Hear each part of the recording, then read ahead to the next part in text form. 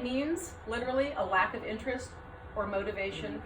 And so that's the other core mood. So people with depression don't always feel sad. And a lot of times they don't recognize they're depressed because they're just not very interested in anything. You know, just kind of not really motivated. Just kind of, teenagers will often say they're bored. And that's anhedonia. Getting poked in this slide is back a little bit. Okay, next slide. So manic episode has to be at least a week or more unless they were hospitalized, and we'll get into the details on another slide. Next one. Hypomanic episode, 4 to 6 days. Next one. Okay, manic or hypomanic symptoms. So the symptoms of mania and hypomania are the same. The difference being the length, the severity, and whether or not there's hospitalization. So all of these are the same for both mania and hypomania. Irritability, and I've got more slides to go into detail on these, so we'll just go through them quickly and then move into details. Irritability, euphoria, and expansiveness are the core moods. You have to have one of those moods to be hypomanic or manic. And then if you are irritable, you have to have at least 4 total symptoms, including these. And if you are euphoric or expansive, you have to have at least 3. So it would include then racing thoughts, pressured speech, distractibility, decreased sleep, restlessness, agitation or increased activity, grandiosity, and risky behavior or an increased desire to do exciting activities that could be dangerous. So we'll get into detail about those next time. So mixed features before we get into detail on the types. We used to say people had mixed episodes. Now we say they're experiencing mixed features. So that might be somebody who is experiencing mania or hypomania, but they have a symptom or 2 of depression mixed in there. Or they're experiencing depression with a couple symptoms of mania mixed in. So now we talk about them being features rather than an entire mixed episode, although I've seen entire mixed episodes as well. Any questions so far? Okay. So, irritability. What does irritability look like? Picking fights with little or no provocation, can become rageful and break things, or they might just be crankier than usual. But to be full-on symptom, it's going to have to get to this degree. Okay? And euphoria, laughing, joking, and thinking life is funny even when it's not. Being in a good mood even when something really bad has happened and you'd think they'd be depressed or you'd think they'd be really anxious, but they're just in this fabulous mood. Okay? Expansiveness. Expansiveness is not talked about a lot with bipolar disorder because it's so difficult to differentiate from euphoria. People who are expansive tend to be in a really great mood. They look like they're euphoric, but there's some key things about it that's different. They've expanded their social network into places that don't make any sense to us.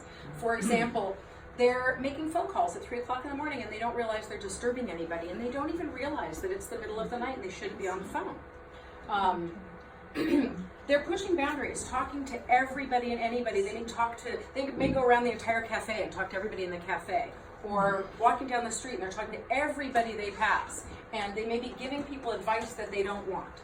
So that's kind of how expansiveness differentiates from euphoria. Any questions? Racing thoughts.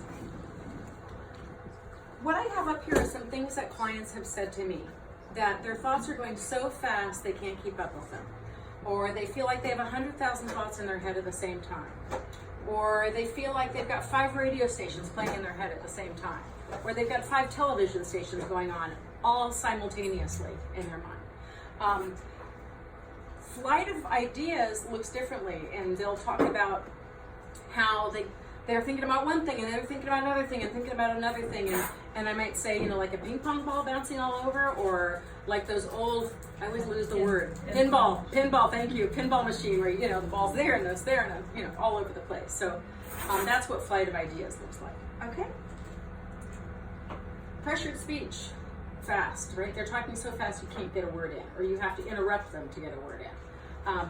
But sometimes people's speech will get loud, it'll get intense.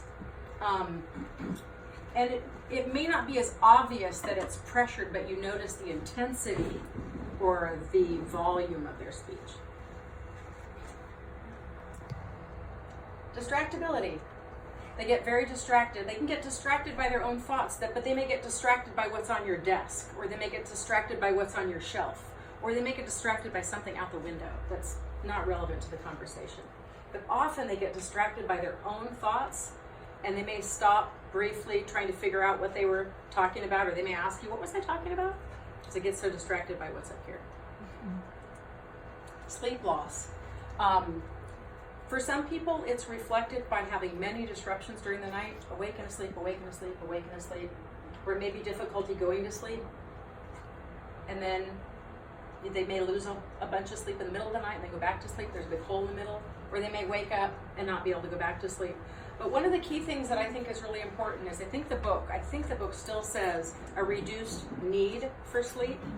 And sometimes people say, yeah, I just don't feel like I need as much sleep. But I've had lots of people tell me, I'm tired. I know I need more sleep and I can't go to sleep.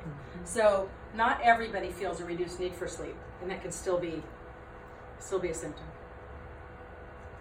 Grandiosity. What I see at early stage grandiosity is people feeling like they can do more. They've got more stuff on their to-do list and they think they can get more done, and they don't realize when they're first learning about bipolar disorder that it isn't good to do all that. And so that's kind of the beginning. As it gets to the high end of grandiosity, it can approach delusion, the level of delusion. Okay. Risky behavior. So technically that's not the symptom. Technically it's an increase in exciting activities that have the potential to be dangerous. And I have a client right now who lost his license for a month because he had so many speeding tickets, and got his license back, and he came in and he said, I got to 189 on my motorcycle. And he was disappointed he didn't get to 190. And I can't so far convince him that that's dangerous, and that is making him more manic. He says, it's my comfort zone. This is where I feel comfortable. This is where I felt when I was a kid, when I was waiting for the next bad thing that was going to happen, but now I have control over it. And he's been in the hospital in a coma, and he's still going 189 on his motorcycle. Luckily, it's out in the back roads. A little bit less dangerous, but still dangerous. Risky sexual behavior. I had a client with bipolar disorder who was having bondage sex with her attorney in his basement. Yeah, definitely risky behavior. But it doesn't have to be that risky. It could just be unprotected sex. It could be affairs. It doesn't necessarily have to be with somebody particularly inappropriate. Illegal drug use or excessive alcohol or drug use. Overspending. Overspending can be challenging if you have a client who has a good income, but here you probably won't have that, but maybe in your private practices you will, where, how much was it? And did it interfere? Did it cause a problem? Did it cause a problem in the relationship, even if it didn't cause a problem for bills? Because it depends on how much people make. If they're on Oregon Health Plan, $200 could be overspending. Right? But if they have a good job, it might be a lot more than that. I knew somebody who bought a Jaguar in mania. Her husband was able to return it. I don't know how much money they lost. Suddenly quitting or changing jobs, just making really rash decisions.